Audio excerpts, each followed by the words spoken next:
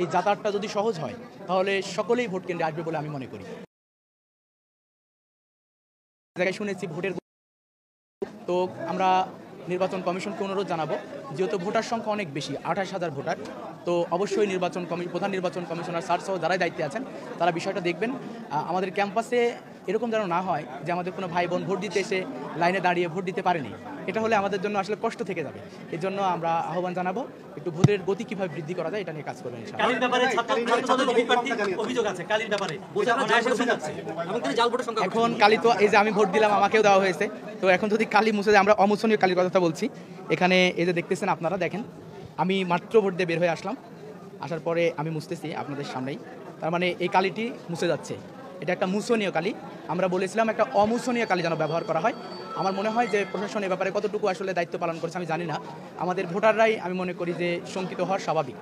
তো আপনারা চোখ কান খোলা রাখুন, আমরাও চোখ কান খোলা রাখবো, এবং আপনারা অবশ্যই নির্বাচন কমিশনে জানতে চান যে তারা কেন একটা মুছনীয় কালি দিল, তারা কেন অমুছনীয় কালি দেয়নি। এই ব্যাপারটা আপনারা ওপেন করলে আমরা খুব বেশি খুশি হব।